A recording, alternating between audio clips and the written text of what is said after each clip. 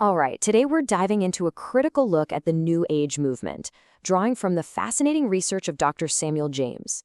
We're going to unpack its core ideas, trace back its surprising history, and really look at its powerful influence in our world today. Let's get into it. I mean, it feels like it's everywhere, doesn't it? You're just scrolling through your feed, minding your own business, and boom, there's another post about chakras, astrology, or creating your own reality. It can seriously feel like this way of thinking is the unofficial spirituality of the internet. But how did that happen? Well, according to the analysis we're exploring, that feeling that New Age spirituality is just everywhere is no accident. It's actually the result of a powerful little quirk in our brains that's been put on steroids by modern technology.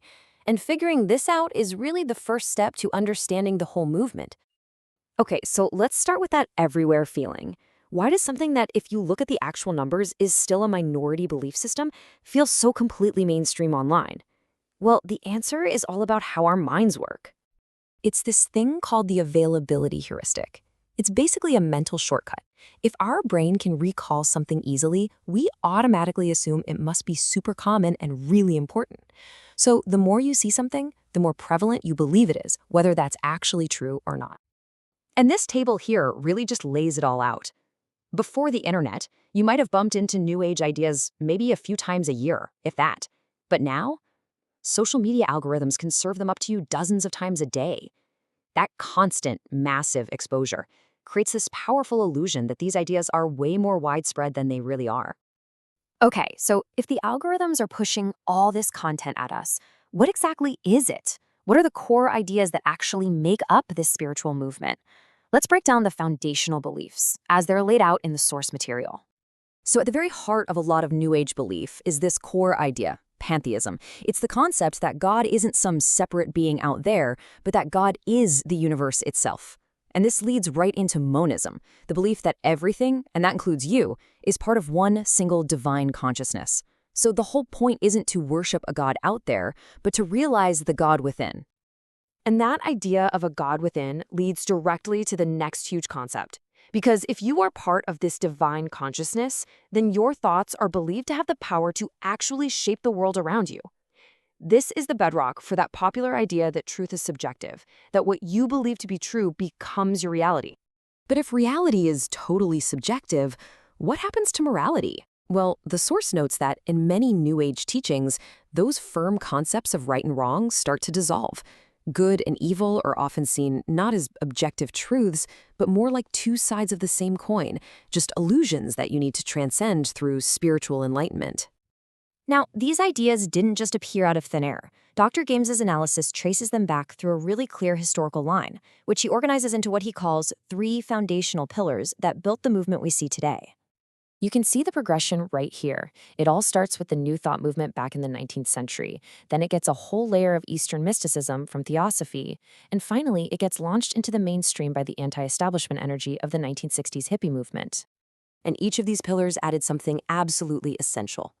New Thought gave it the engine, this idea that your mind can heal your body and shape your life. Theosophy gave it a cosmic story, mixing in concepts like karma, reincarnation, and the dawning of the age of Aquarius. And then the hippie counterculture gave these ideas a massive, ready-made audience that was hungry for spirituality outside of the box. But here's the big question. How did a movement born from counterculture rebellion turn into a massive commercial industry? This is where media and marketing step into the picture and transform personal spirituality into a global business. That's right. The source highlights how telecommunications, e-commerce, and the media helped morph these spiritual ideas into what is now a global wellness industry valued at over $1 trillion. It's huge. This transformation was really pushed forward by some incredibly influential figures. Media titans like Oprah Winfrey brought gurus and concepts like the law of attraction to millions. Authors like Deepak Chopra blended spirituality with sciencey sounding language. And celebrities, from Shirley MacLaine all the way to Russell Brand and Alicia Keys, made these once fringe ideas feel accessible and even glamorous. And a key part of this whole process was simplification.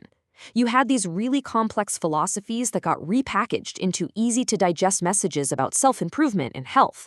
Spirituality itself became a product, a lifestyle you could buy through books, workshops, and wellness apps.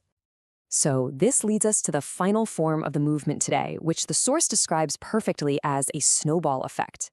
It's an eclectic, pick-and-mix system that just rolls along, absorbing beliefs and practices from all kinds of traditions and wrapping them all into one big, customizable spiritual package.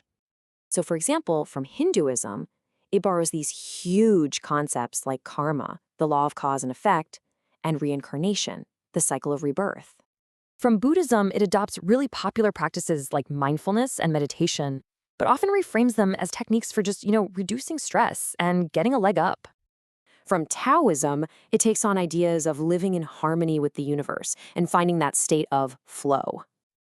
And then from its own Western esoteric roots, it keeps practices like astrology and tarot reading in the mix, presenting them as cool tools for self-discovery. And this really gets us to a fundamental difference, as you can see here, where traditional religions often rely on things like institutional authority and objective truth. The New Age model is all about personal experience and subjective truth. It's much more of an eclectic, mix-and-match approach to what you believe. So, to wrap up this whole analysis, the source leaves us with a really critical question. In a world where algorithms can quite literally shape our perception of reality, and where personal truth is often held up as the most important thing, what becomes our anchor? It's something to think about.